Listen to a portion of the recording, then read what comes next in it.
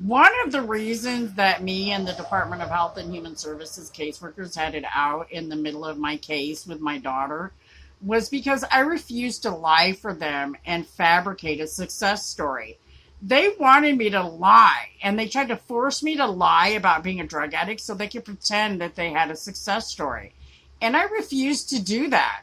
They got mad about it. And the more they tried to prove that I was lying, the more it proved that I was telling the truth. And it made them look really, really dumb. And so, in the midst of all of that, they got really crappy with me and nasty with me. And they started telling me, well, we know you didn't do this, but we're going to accuse you of it anyway. Right up in front of my family members. And were being so really nasty to me. It was just disgusting. In the process of this, they're also letting me know that, yeah, we know you're married to that Project Veritas dude, but we're not going to tell him. We don't care. They were really nasty about that too. They let me know because the way it was brought up was I told them, I know I had a memory problem where that specific situation was concerned.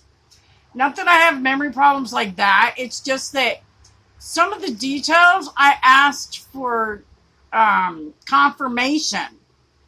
Just because you have so many people out here that are lookalikes. And I didn't want to accuse anybody wrongfully. And these guys seemed offended by that. The fact that I didn't want to wrongfully accuse anyone. And it seemed to make them mad.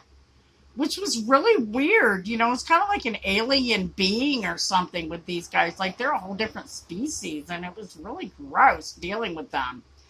Because they were, and I'm telling you, they were really upset that I would not lie. And the one thing that's in my record and it's consistent with me is it doesn't matter. You can give me whatever consequence you want for whatever you're falsely accusing me of. You have to deal with that regardless. But the one thing I will not do, I don't care how much you consequence me, is lie. I absolutely refuse.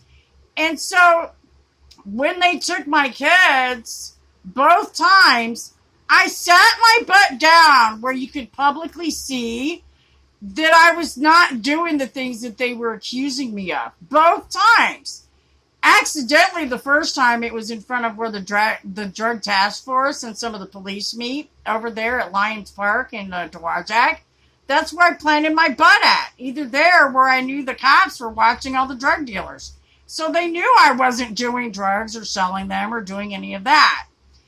And I did the same thing here. I don't really have a lot of company or keep a lot of friends anyway. So, when you already don't do anything wrong, it's not hard to accommodate these people so that they can see plainly that you're an innocent person. And they got a little mad about that because, like I said, the more they tried to lie, the more I proved them wrong. And the more it pissed them off, and the more they felt they had to have a little pissing contest with me about it. Which is really nasty because it was all about politics. My whole case was all about politics. And they were so mad they couldn't force me to say that their political party was so much better than what mine is. They were angry that I looked for resolutions and solutions to whatever they tried to bring up as a problem. And when I found a solution, they would flip it to the total opposite to see what I would do. And I always came out on top. And it pissed them off. The only type of people that makes mad are the people that are trying to make you fail on purpose so they can just have that. And that's foul. If that's what our system's made of, I see why people are so angry and pissed off at our government. Because it's a huge waste of taxpayer money. It hurts people. And it causes animosity and anger to do people the way that I've done. And then you've got this whole community who knows better, who's sitting here watching me dumbfounded going, are you kidding me? They really doing this to this girl knowing who she is and what she's about. And so everybody's going, they can't believe it. There's a lot of people that are really in shock. And I'm just every time I open my mouth, I bust them at something. And, that's their fault. I'm the victim.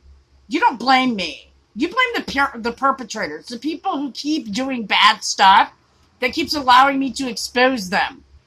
Because if they weren't continuing to do the bad things that are causing me to continue to videotape and make statements and do all that, then this would have never happened. This is because of a bunch of corrupt people, not because of the victims. We seem to have a problem in our society where victims are not being heard. The perpetrators are pretending to be victims so that they can continue to further victimize the people who are truly victims. And we need to put a stop to that because it's wrong and it's inhumane. And look what it's doing to our whole country. It's tearing everybody apart. It's a shame. I pray for our country every day, and I pray that people wake up because this is not how we're supposed to treat each other. It really isn't. I believe in love and loving each other and forgiveness. And the way things are going with our community, it scares me. It really, really does, to see how blatantly nasty people are to each other. And nobody's even trying. They're not even trying. You have to fix what you broke if you want healing. If you want to fix what's broken me, you got to return my kid if you want to see healing. With that being said, God bless America and have a blessed day.